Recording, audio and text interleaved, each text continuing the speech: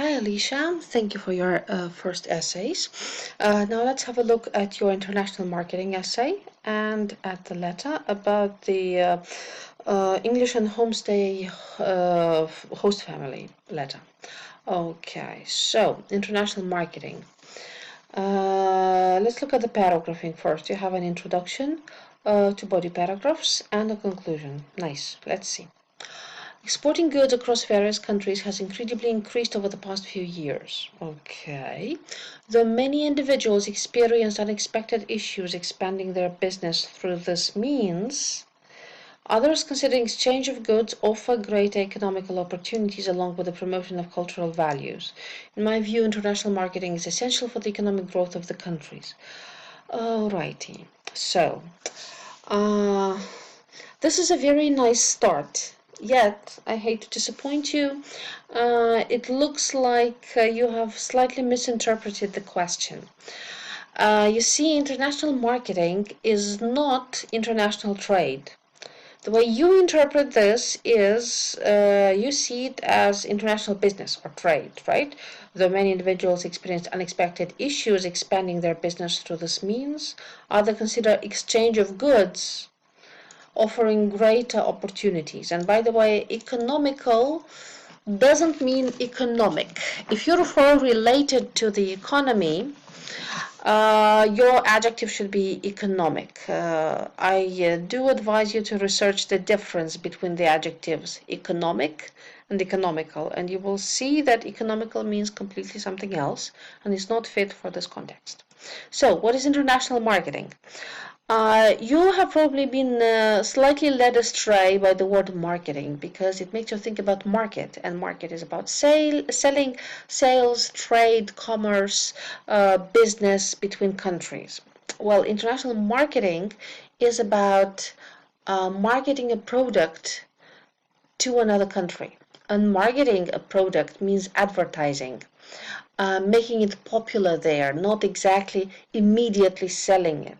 It's like, let's say, advertising Coca-Cola in the Dominican Republic, right? So there was a time when there was absolutely no advertisement about Coca-Cola in the Dominican Republic. But then at some point the company decided to advertise in this country, and this has brought about exposure to new cultural models, new language, and new clothing styles that you see in the pictures and or in the videos. So this is what should be discussed in this essay.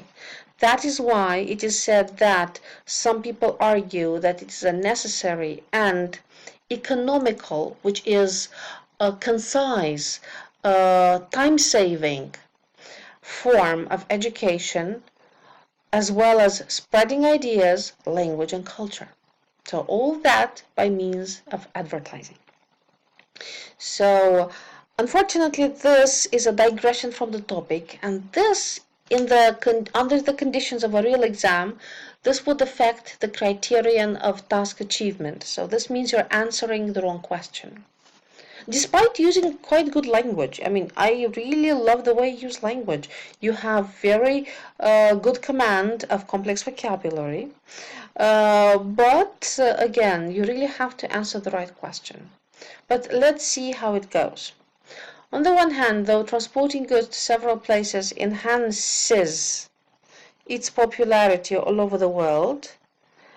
At the same time, local cultural beliefs are compromised. Whose popularity, I wonder? The popularity of the goods? It's a bit confusing when I read this question because I'm not sure what popularity we're talking about. I can guess, of course, but when we're trying to write a clear, effective essay, there should be absolutely no place for guessing and reading between the lines. So this sentence should be improved to make it clear which popularity you mean. I do understand, though, that due to probably imported goods, local culture is compromised. That I do understand. Obviously, there is a greater chance of buying international outfits which attract majority of the population. outfits, wait a second. When did we move into the realm of clothing and fashion? Because you haven't announced that. Be very careful when you write your body paragraphs. Do not develop things which you haven't introduced. If you mean to introduce this as an example, then signal this. You can say, for example, or for instance, imported clothing can do this, this, and that, right? So buying international outfits, which attract majority of the population, leading to reduced sales of traditional attire. I would say attire is way too formal here. It's way too sophisticated for the tone and style that you use. But probably what you mean here is people tend to buy, let's say, international fashion clothing more readily rather than traditional clothes. For which reasons, though it's not exactly clear, is it because there are too many international brands that advertise or that sell in your country? It's not quite clear. For instance, ethnic dress has taken a back seat for several Indians since the Western dresses flourished the clothing industry. Therefore, international trade negatively impacts cultural values of the home country. Oh, yes, I understand where you're going. So you mean that Indians don't really buy ethnic dresses anymore. You can't really say has taken a back seat, or you can say has moved to the back seat. Okay, you're trying to use an idiom, which is very, very good, but you have to make sure that you're using it appropriately and precisely. Ethnic dress, great collocation though, yes. You cannot say that dresses flourished the clothing industry. You can say that the popularity of Western dresses flourishes in India as a clothing industry. So they're extremely popular, they're extremely successful. Therefore, yes, international trade impacts negatively the cultural values of, you can say, our home country, because you say, or let's say, of the local, of the Indians' home country. Because if you say home, it refers to you or to the locals. You have to be precise about whose home it is. Second body paragraph. On the other hand, in my opinion, international exchange plays an integral part in the growth of a country's economy, in addition to the widespreading of cultural traditions. Okay, that's the positive part, okay, but again, international exchange in this case means trade, and trade was not exactly the topic of this essay, but I see where you're going. With increase in the production of items to meet the international demands, businesses grow and earn greater profits. I dare ask which items, because if you mean just goods, items is not the perfect synonym for the concept of goods. You can say products, perhaps. The production of products would be a repetition, so you might want to keep searching for the right word in this context. Just remember that even though items is somehow a synonym to products or goods, it's not the perfect synonym, and not all synonyms are created equal. So it doesn't really mean that you can easily replace the word goods by the word items in any context. You really have to make sure that it fits the right context. But yes, I really love your ideas, and I love the way you use the rest of the vocabulary to meet international demands. Businesses grow, and I would say gather or collect greater profits. You don't earn a profit, I would rather say collect. Adding to the country's economy. Yes, very nice use of language. For example, Indian traditional suits manufacturing doubled. I wonder why is suits in inverted commas. So are these suits not really suits? So why put them in inverted commas? Because we do that when we mean when we intend to use the word in its additional meaning or in its metaphorical meaning. So I'm not sure I understand why you put this in inverted commas. Or you can say traditional clothing or traditional, again, attire would fit here. The word attire that you used above would fit here.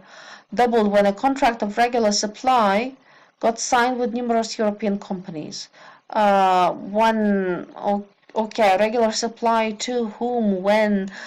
This sentence begs for more detail, for more specification, because it feels like it's quite ambiguous. You're saying things very, very generally, and it doesn't really feel convincing enough.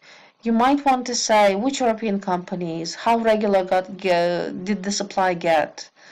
Hence, foreign exchange of goods could raise the economy of a country and promote their culture worldwide. You don't need the hyphen here, no. Yes, good argument, but just make sure that you are specific enough. Make sure that your argument is credible enough by supporting it with a credible example, credible, localized, realistically looking example. But other than that, quite a nice perspective. Again, on international trade, not international marketing, because you are not discussing advertising. In conclusion, despite the local cultural distractions, international trade might sometimes exert what? You have to exert something. So the verb exert is not quite used appropriately in here. So please rethink this formulation, because I'm not sure what you mean by this part. What should it exert? I strongly believe it as a crucial element for the overall economic development, keeping the diversity of cultures preserved around the world. Great idea, but first suggestion, separate this conclusion in two sentences and stop here and go on with your opinion sentence as a second sentence. And then you are being too wordy in here, and you can turn this preserve around and say preserving the diversity of cultures around the world. So this is a very nice first effort. I can see that you understand what an essay is like. You understand the purpose of an introduction, body paragraphs, and conclusion. But unfortunately, you do make some typical mistakes. I have to tell you that all of these typical mistakes, including misinterpreting a topic, are addressed in our online course, which we have a great offer for.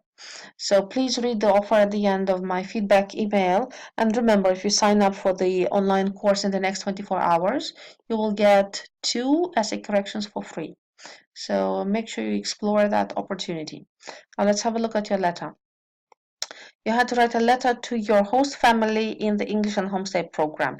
You had to introduce yourself, ask some questions about the UK, about the essential information regarding the UK, and tell about your date and time of arrival.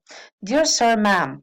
Okay, you don't say ma'am. Actually, if you intend to say ma'am as we pronounce it, ma'am, it's spelled like this. But the full form is madam. So whenever you have to address a person whose sex you don't know or whose name you don't know, please make sure that you write the full form, dear sir or madam, or you can use the slash. My name is Alisha Kumar and I'm a student at University of Alberta who is looking forward to visit the United Kingdom. I would say in the framework of English and Homestay, capitalized Homestay program that is to be held, that is to start, or which starts next month. I would be grateful if you could help me during my stay there.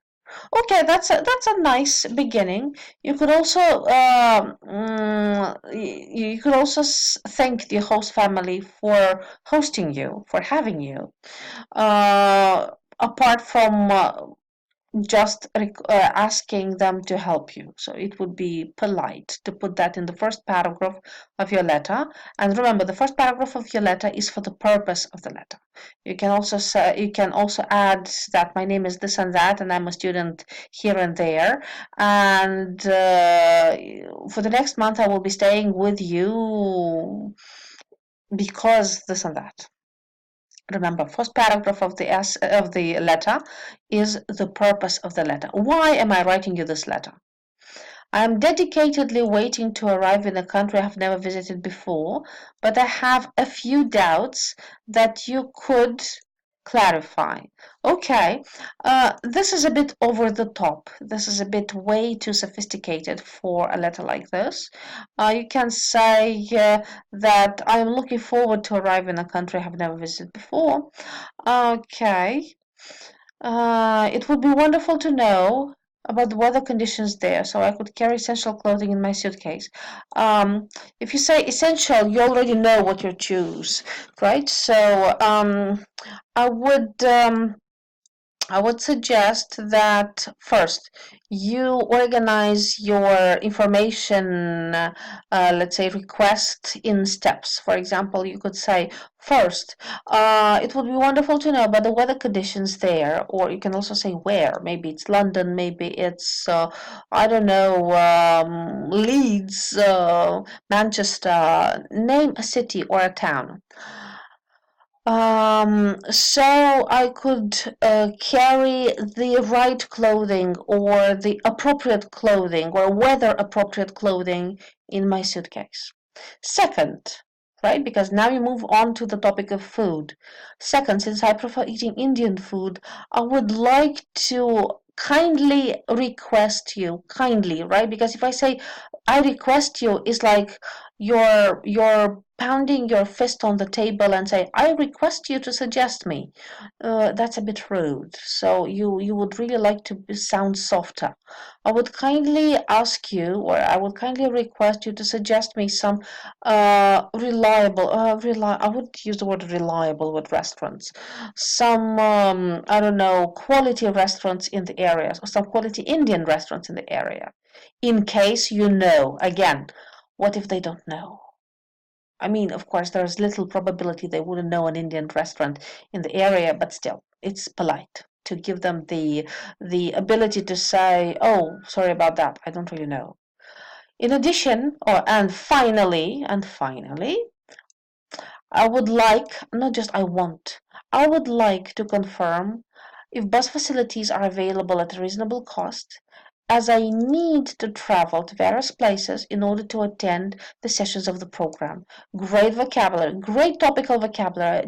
I just love the way you use vocabulary. But make sure that you use politeness conventions appropriately. Remember that could, would, and should, and might are your best friends in sounding appropriately soft and polite because you know English is a very polite language, especially in England. But I think you know. Okay, and again, I think you would need a linking word in here. Um, finally, or as a final note, or as for my arrival, I have booked my flight tickets for the 10th of July, and I will probably land at Edmonton International Airport by the 11th of July at 7 a.m. through European Airlines. Okay, what do you mean by sooner here?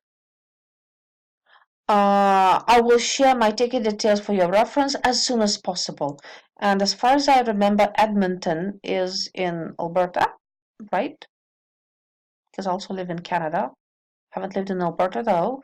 So why Edmonton International Airport? Because you will be landing in the UK, so you just might want to correct that for the sake of factual correctness. I mean, you can really say, I don't know, Greenville International Airport. No one really cares, but still. Your assistance for my pickup at the airport is highly appreciated. Again, this is a bit rude.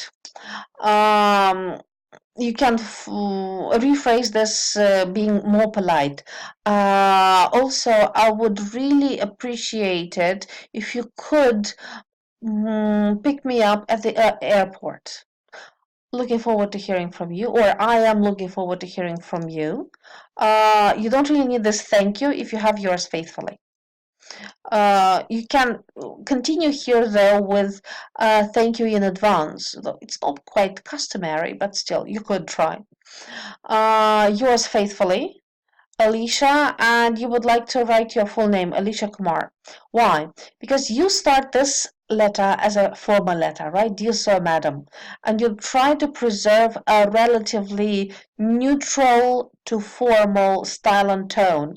So you use a formal closure formula. So you really have to use an appropriate style until the end. And it is a tradition and a convention to finish a formal letter with your full name, first name and last name. So this is a very nice first effort. I can see that you know how to write letters. Just make sure that you keep to the English language politeness conventions, because if you don't, you will sound rude and that will interfere with the quality of the style and tone in the letter, and that will constitute a communicative mistake. So you might lose points in task achievement, because that affects the way you answer the question. So this being said, as I told you, please explore the offer about the online course that if you join the course in the next 24 hours, you will get 2 essay corrections for free. But read more by following the link at the end of our feedback email. Keep up the good work. Follow the advice that I try to provide you, and I'm sure that you can improve your already very good language command even better. All the best of luck, and that's it.